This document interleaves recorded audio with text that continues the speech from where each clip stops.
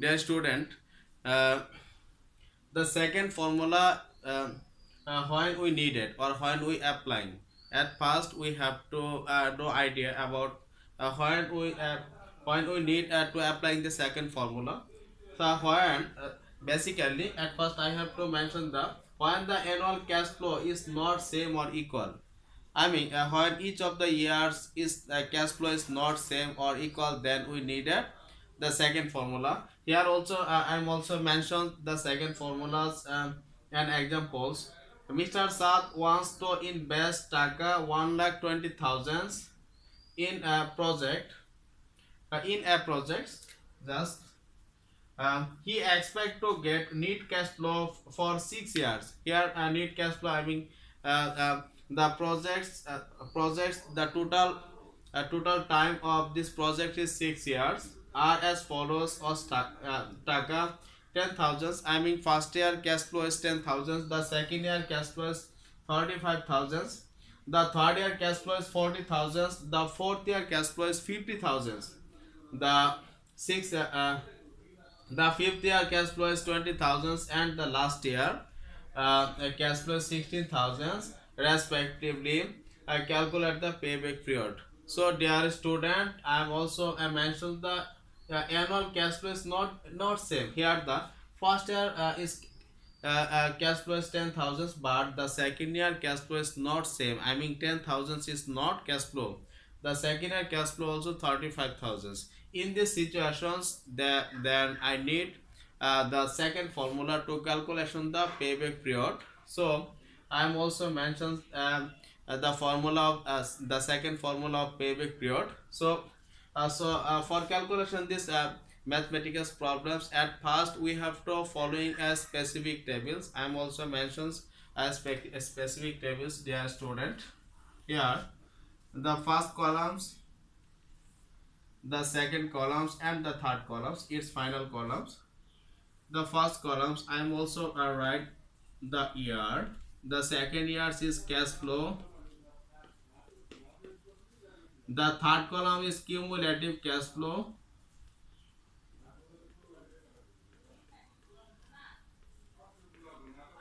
Cash flow, I mean the initial cash flow or cash inflow.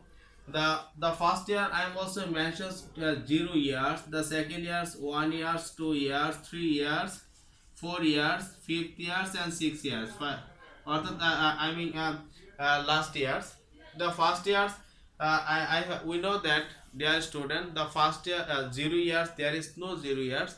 0 years I mean the beginning of the years. So dear student, the when we start in a business, then we need or we take it the beginning of the year. So when we start in a business, then we invest 1,20,000 taka. So it's called beginning of the years. So when we invest in any amount, it's called cash cash flow. But cash flow, cash not inflow, cash outflow is cost. That's why we write it 1,20,000 is minus 1,20,000 is minus because of this amount we needed to invest, or this money is outlay or cash outflow. That's why we write it the bracketly or minusly. So the first year or the 0 years we cash flow is 1,20,000. Then we write 1,20,000. That's here the cumulative cash flows. At first we have to know what is cumulative. Cumulative is just, if I give some example, first year if I cash flow is 1 taka, if the second year 2 taka, in third year 3 taka, in fifth year 5 taka, then we cumulative frequencies. First year 1 taka, when we added with 1, when we added 2 with 1, then we find out the 3. Then after the 3 years, then I'm also added with 3 plus 3, then we will get 6. The 6, then when I added with 6 or added 5 with 6, then I will get 11. This is one kinds of cumulative frequencies. So dear student, here first year cash flow is 1,20,000. The second years, or sorry, 0. 0 years cash flow is 1,20,000. The first year cash flow is 10,000. So I have write 10,000. The second year is 35,000. The third year is 40,000 taka. The fourth year is 50,000.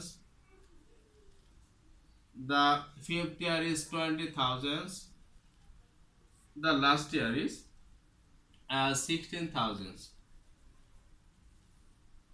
So here, dear student, here the minus results or minus values. When we added the plus values, then the minus values is decreasing after the time being. So at first I have to write the minus 1,20,000, 1,20,000, then added or plus 10,000.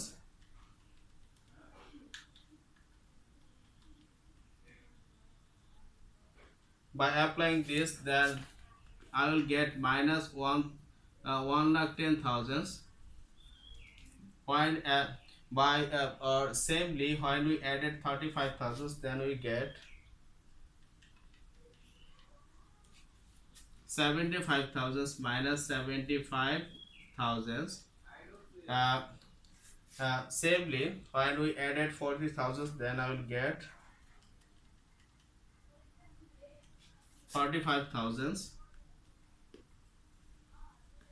minus 35,000. When I added with minus 35,000 is 50,000.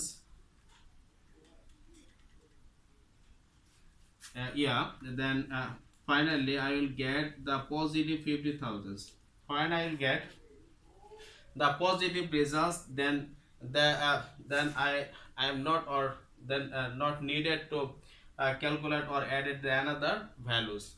But because of ultimately then I will get the final results of payback period.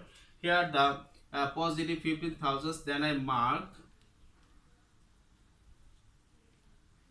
below the cash flow. When dear student, please attention this, when I get the positive results, then I mark below the cash flow, the value of the cash flow here. When the cash flow is 50,000, then I need or then I get the positive results, so I mark the 50,000.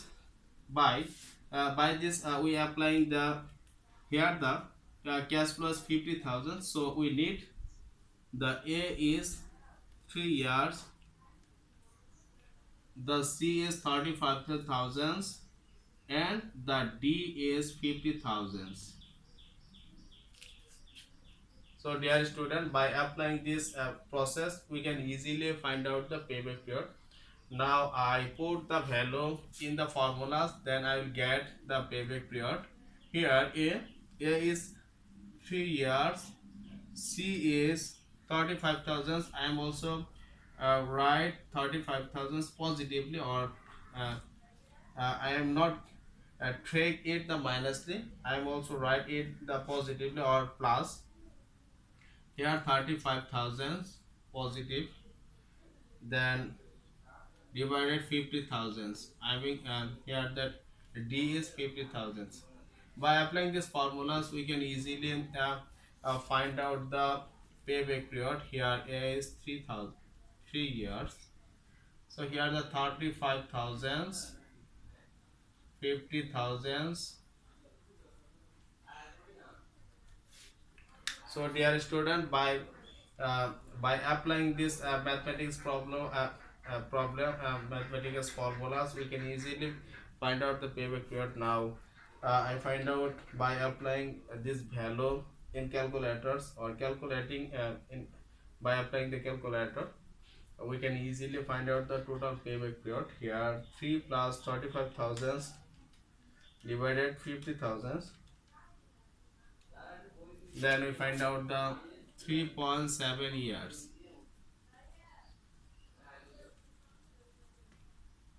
So dear student, this is the two techniques to find out the payback period. I hope